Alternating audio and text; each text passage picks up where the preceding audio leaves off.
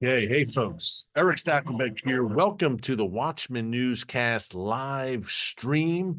It is Wednesday, April 3rd, and things are happening, and that's putting it lightly, in the world's most chaotic and volatile region, the Middle East. We're going to break down what's happening, why it all matters to you, no matter where you live. Again, welcome to the newscast. We've got people from around the world with us.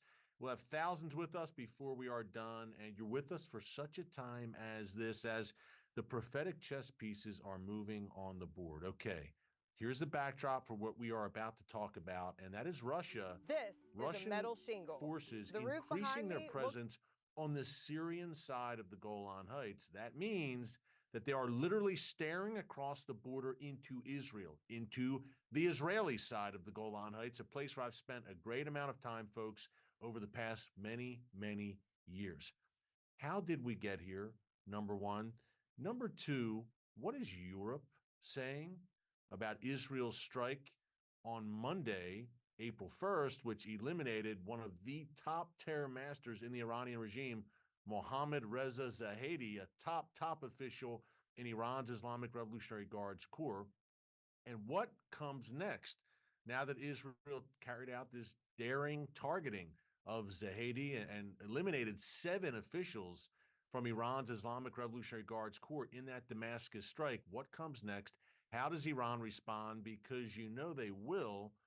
Now, if you missed our newscast unpacking that attack, by the way, on Monday, check it out here in our archives. Just go right to newscast, and right under newscast here on the Watchman YouTube channel, you can find all of our videos. And while you're at it, be sure to subscribe and click the notification bell so you get alerts every time a new video is posted. Folks, things are happening so fast, and it's such just an unexpected clip in some ways. Hey, Monday was a big shock to a lot of people. It was another level for Israel, the highest ranking Iranian official taken out since the Gaza war began on October 7th. That shocked many around the world. And those are the kinds of world shaking events, again, that matter to you no matter where you live, that you need to know about. That's why we want to be your one stop shop here on the Watchman News channel. Be sure to join us here as watchmen and women on the wall every single day. Okay, let's get into this. Russia. About, I guess, about 2 weeks ago, we did a video about this here on the newscast, again in the archives. And we talked about Russian forces pushing closer to the Israel Syria border. Well, we've got an escalation there on Russia's part to report on today, folks. Russia just built or installed its third military post right on that Israel Syria border on the Syrian side. Now, this is southern Syria on the Golan Heights. Remember, when I say the Golan, you have the Syrian side of the heights and the Israeli side of the heights. This is on the Syrian side of the Golan Heights. Now, that's southern Syria. About 2 years ago, 2022, Russia mainly withdrew its forces that had been in that area. And they did that, obviously, because the Ukraine war kicked off. Russia invaded Ukraine. And we talked about this back then, that Russia had pulled some of its forces from Syria and essentially relocated them to the battlefields in Ukraine. I'm sorry. Well, that all changed a few months ago. November 2023, all of a sudden, Russian forces started creeping back into southern Syria after being absent for a while, or largely absent at least. Why did they do that? Clearly, this was in the aftermath of the October 7th massacre that Hamas, an Iranian proxy, carried out, and Israel began. And we saw the fruits of that on Monday with the takeout of Mohammad Reza Zahedi. Israel began upping its attacks in Syria. And we've talked about here in the newscast over the past several weeks that Iranian sources on the ground in Syria have said, wow, Israel is basically shooting to kill. I mean, they're really upping their attacks. They're going after more high value targets and with greater just barrages of firepower that they're using in Syria. So it was a noticeable increase by Israel in Syria, and for good reason. October 7th does not happen without the Iranian regime. And you might say, well, Eric, I've seen some reports that Iran didn't know that this was coming, that October 7th surprised them. Well, maybe Hamas moved a little sooner than Iran thought they would, maybe without Iran knowing. Maybe Iran didn't give the order, but Iran planned to give the order. Hamas may have gotten ahead of themselves. Okay, put all that aside. At the end of the day, Iran knew this was coming eventually. They knew October 7th was coming eventually. Why do I say that?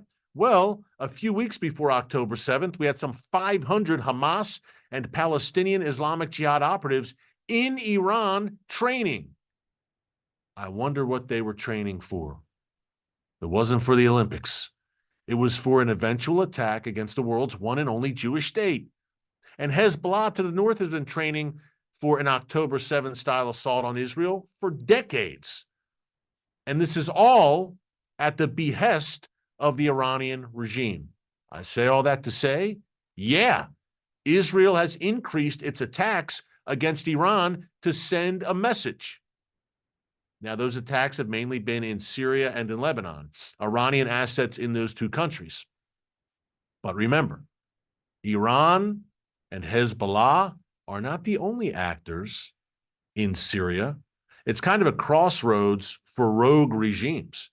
You've got, of course, Iran and Hezbollah there. They've been there, folks, and according to them, they're not going anywhere. So what you essentially have is a collision course between the Iranian axis and Israel over Syria. And the Assad regime, which rules over Syria, well, that might be a stretch, right? Which once ruled over Syria with an iron fist, which still maintains an iron fist, which is, although itself ruled over, the Assad regime, it answers to Iran and it answers to Russia. So you've got Iran, Hezbollah, the Assad regime itself, Russian forces, thousands of them have been in Syria since September 2015.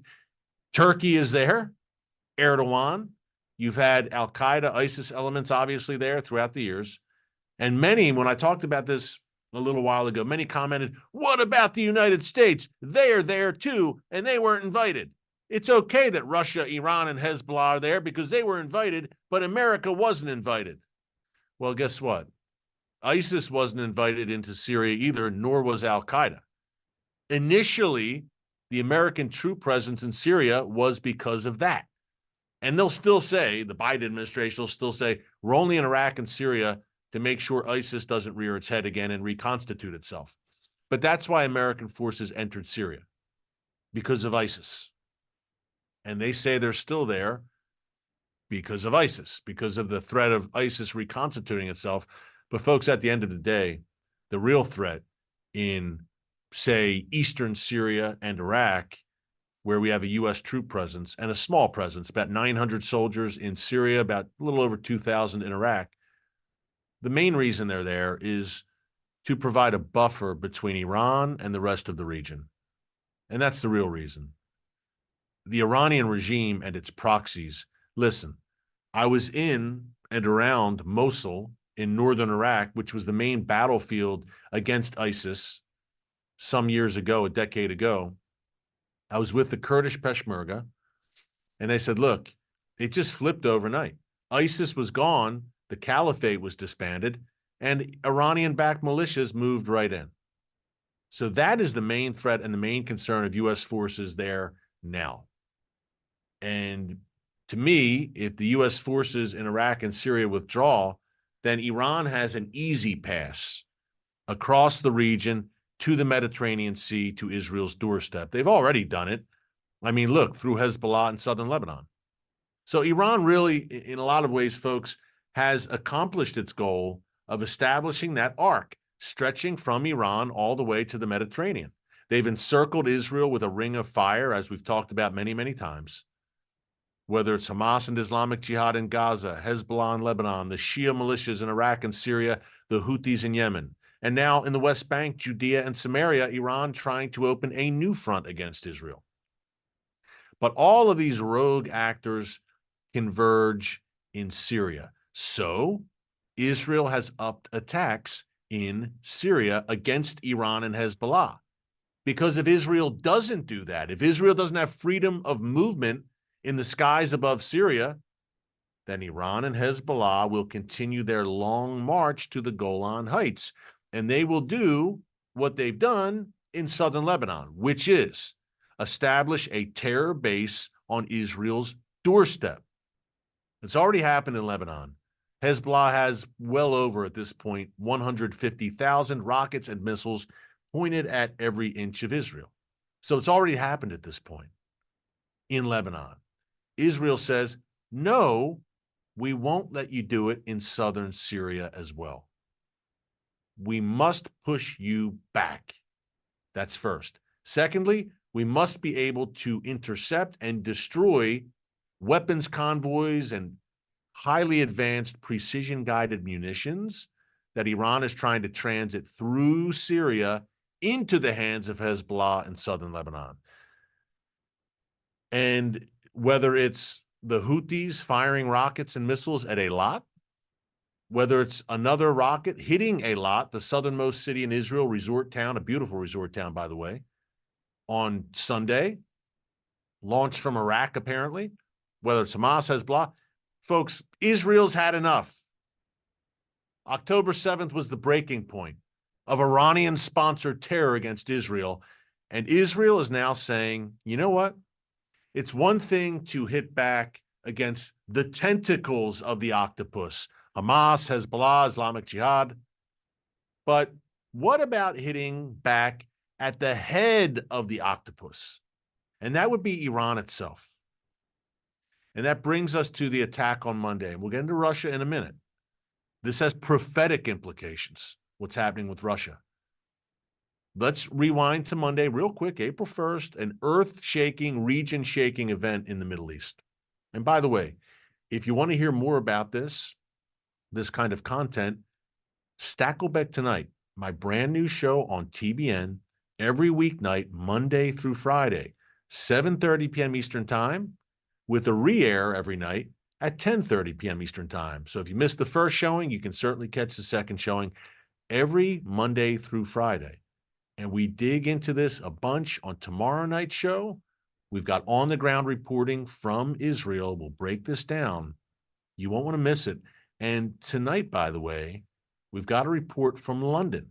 We're going around the world, folks, on this show, Stackleback Tonight, my brand new show, just launched last week. And from London, we will talk about hate crime legislation in Scotland and soon to possibly be passed in Canada. Throughout the Western world, this is catching on. And if you have a biblical view on, say, human sexuality, and you dare to comment on it, you might be in a whole lot of legal trouble if these laws continue to pass. And as an American, my first question is, could it come here to the United States? You won't want to miss that tonight. Tomorrow, we're on the ground in Israel. Great stuff every night on Stackleback Tonight. But let's rewind to Monday. And again, that's 7:30 p.m. Eastern, 10:30 p.m. Eastern every weeknight on TBN and the TBN app, TBN Plus. Some of the facts. Mohammad Reza Zahedi in a consulate, the Iranian embassy compound in Damascus, the Syrian capital, with a pinpoint strike, Israeli F-35s. The entire building apparently collapsed with him inside it, and 7 other members of the IRGC, the Islamic Revolutionary Guards Corps, and some members from Hezbollah. Surprise, surprise. Now, Zahedi was the highest ranking, and Israel has taken several out since October 7th, but Zahedi was another level, highest ranking, really one of the highest ranking members of the Iranian regime, essentially in charge of all of the Iranian Revolutionary Guard's terror operations throughout Syria and Lebanon. This was a very big fish who for decades had been behind terror attacks against Israel and Israeli interests. And the Iranian regime now is feeling this. They felt the death of Qasem Soleimani in January 2020. They're feeling this. They felt the death of Mohsen Fakhrizadeh in November 2020, who was the father of the Iranian bomb, Iran's nuclear program. This is big. It can't be underestimated. They are feeling this. And essentially, folks, I talked about taking it to the head of the octopus, right? We said it a minute ago. If you have an embassy, that is considered sovereign territory for that particular country. U.S. embassy in Pakistan or or Russia or wherever, or England or the UK, wherever, Ireland. It's sovereign U.S. territory. So basically, Israel struck Iran directly in Damascus, and a building collapsed of their embassy compound. So you could use the word, and many in the left-wing mainstream media around the world have used the word escalation to describe what Israel did. To me, Iran had been escalating and escalating and escalating, and this was a response by Israel. Iran's really been escalating since 1979, folks, when that Iranian Revolution, that wicked regime took hold. And guess what? Rarely has the Iranian regime faced any consequences. They always act through proxy, and they call it plausible deniability. I call it implausible deniability, but Iran says we didn't do it. We can't control those militias in Iraq and Syria who were killing, say, American troops. We didn't give the green light for October 7th when 1,200 Jews were massacred in the biggest massacre, the bloodiest massacre of the Jewish people since the Holocaust. Wasn't us. They're part of the resistance, as Iran would call it, Hamas and the militias and Hezbollah, but they act independently. We're not our brother's keeper. We don't control their every movement. Maybe not their every movement, but folks, overall, this is a bold-faced lie. Hezbollah does not exist without Iran. It literally does not exist. Hezbollah is Iran West. Southern Lebanon has turned into Iran West. That's what Hezbollah is. It's a fully funded, created arm of the Iranian regime. Secondly, again, arguably, Hamas and Islamic Jihad don't exist without Iran's continued support. And October 7th doesn't happen. Training, arming, everything. And yet Iran has sat back, and not the Iranian people who we love dearly. Hey, Iran is a Bible land. That's ancient Persia. That's Mordecai, Esther, Cyrus, and Darius from your Bible. And the Iranian people are the main victims of this wicked regime. But the regime has sat back and said, we didn't do it. Our hands are clean. Well, Israel's at the point after October 7th, which was the ultimate escalation. We're talking escalation. And after October 8th, when Hezbollah began firing on a daily basis rockets into northern Israel, Israel says enough. We got to go to the head of the snake, the head of the octopus. We got to hit Iran where it hurts. We have to hit them directly. And that's what happened on Monday. And the world doesn't like it. The European Union is howling. The EU, I'm going to pull this up real quick. The EU has condemned what Israel did. And wait to hear what Russia's doing.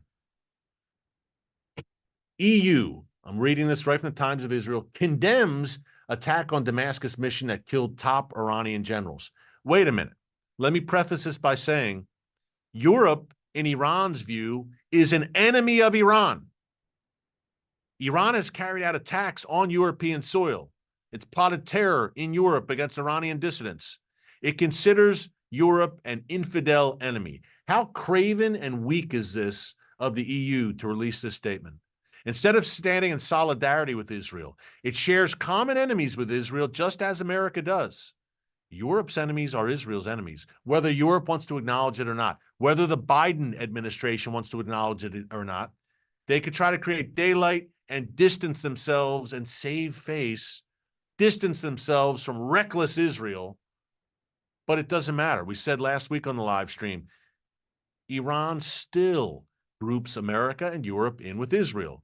We're all just a big bag of infidels all grouped in together. And you can try to distance yourself from Israel, but it ain't happening.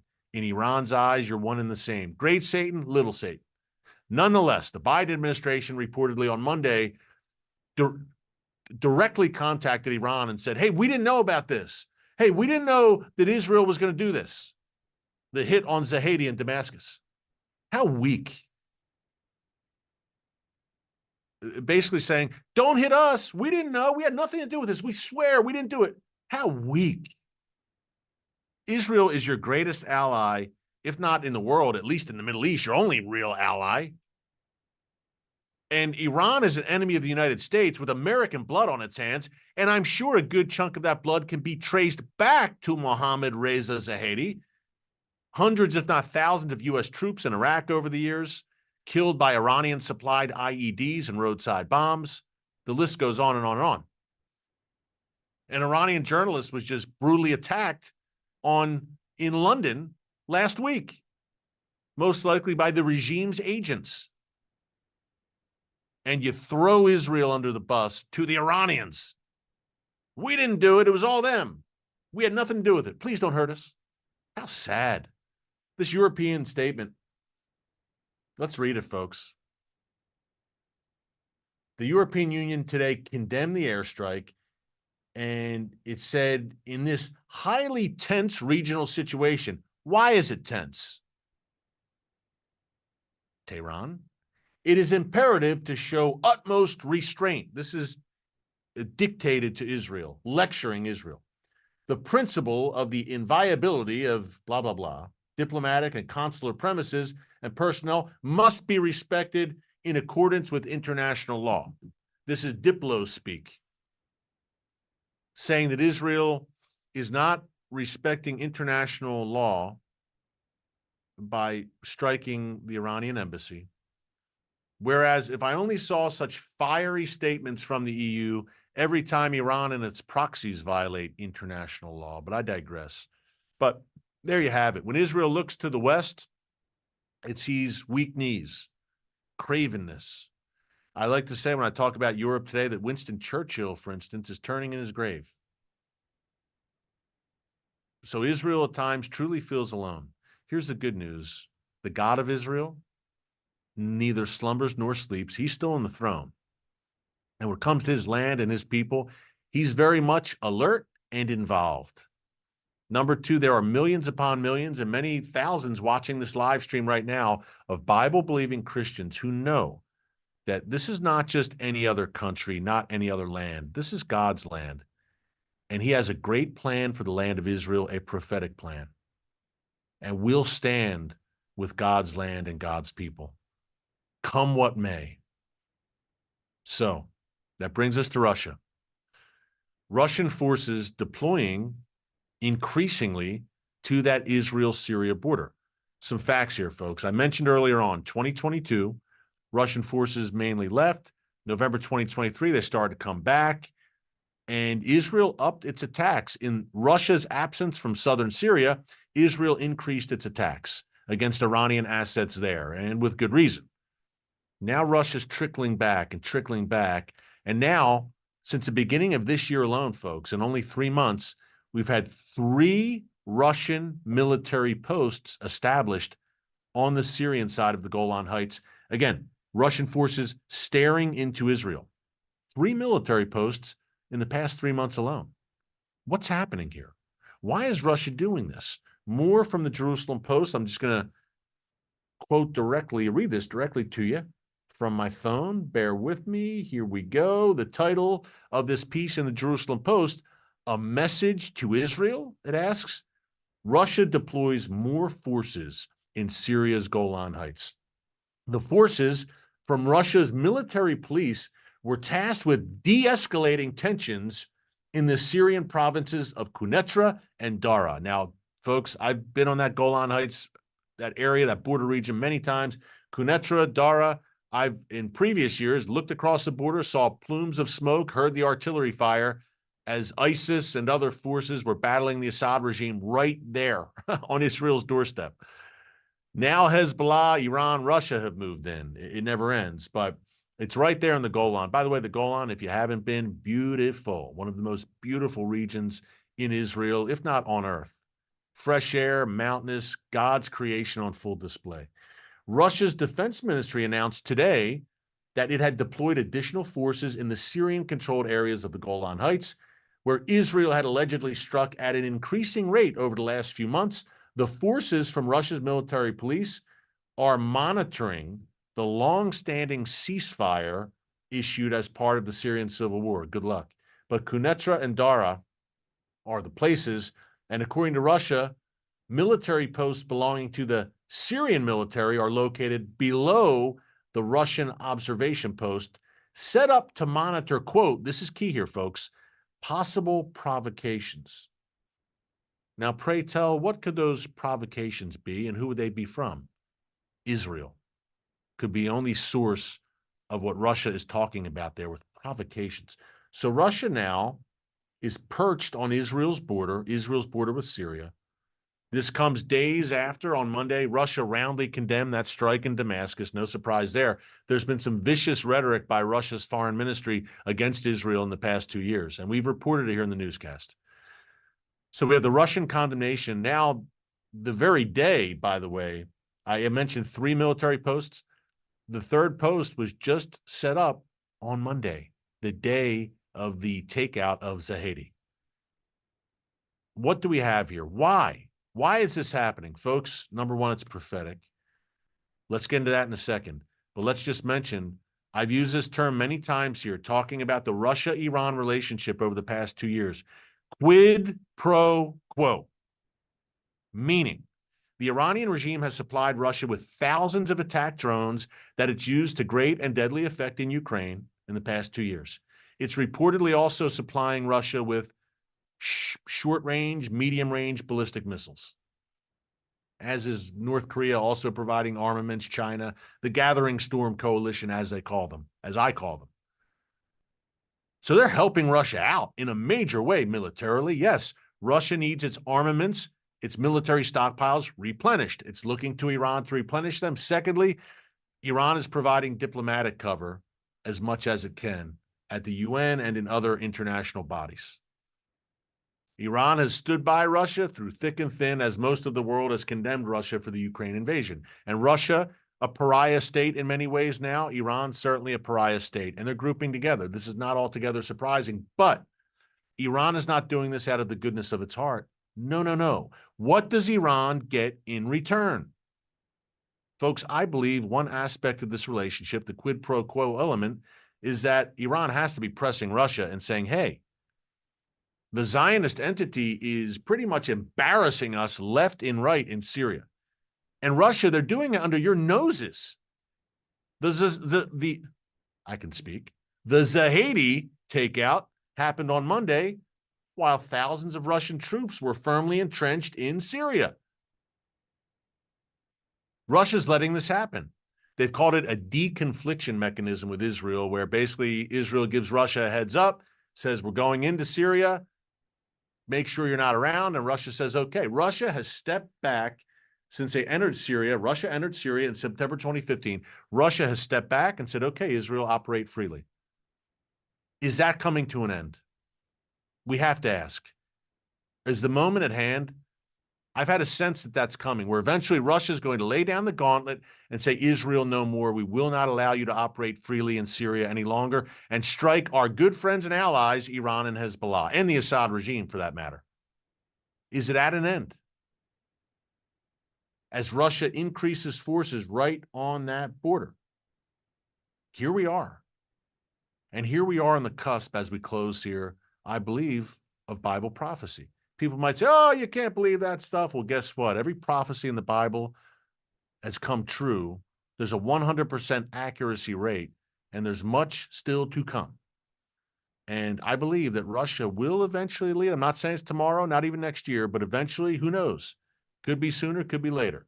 But the key is the groundwork is being laid right now. We saw it on October 7th. We see with Hezbollah, all the chess pieces falling into place.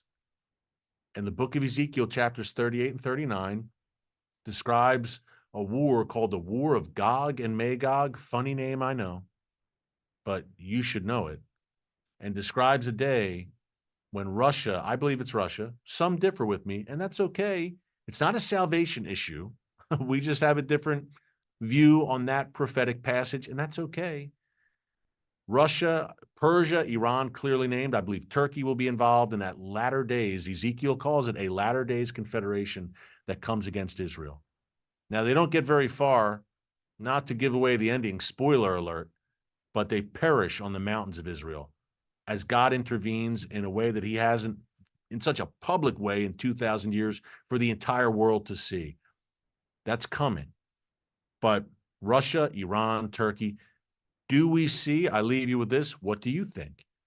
Is the groundwork being laid right now? Am I completely off base? Never in history have Russia, Iran, and Turkey been so close as they are now. They were at each other's throats for centuries. They fought wars against each other. Now they're all in league, they're all together, and they're all on Israel's border. You do the math. We live, folks, interesting, maybe the understatement of the year. Bible times, I believe, prophetic times. And you know what? We are here right now to be ambassadors for Christ. And you might say, oh gosh, it's so terrible. It's a perilous time. Why am I here now? I wish I lived back then, whenever. Well, God put you on this earth at this particular stage in history for a reason. And for me, I'm going to be an ambassador for Christ. I'm going to try and provide light in the darkness and take advantage of every moment that God Almighty has given me. Jesus never said, hey, until I return, you just sit over there on the couch and you wait for me. I'll be back. Just sit tight. No, no, no. That's not how it works. We are to be proactive as followers of Jesus, as believers. And that could be many ways. You don't have to be talking on YouTube or on TV like I'm doing. Everyone has a role to play behind the scenes, in front of the camera. All are equally important, and God is in control. And that's a great thing. I'm going to clutch on to the hem of his garment right now and just say, Lord, lead the way. It's dark, but you're the light, and I want to be with the light. And we'll keep shining that light right here in The Watchman. Hey, thanks so much for joining us here today on The Watchman. Until tomorrow, God bless you. And remember, never hold your peace. Hey everyone, thanks for checking out the Watchman Newscast. Make sure you hit the subscribe button so you never miss an upload, and tap the bell icon so you're notified every time a new video is posted. And don't forget to share your thoughts, insights, and comments below. Thanks for watching. We'll see you back here tomorrow.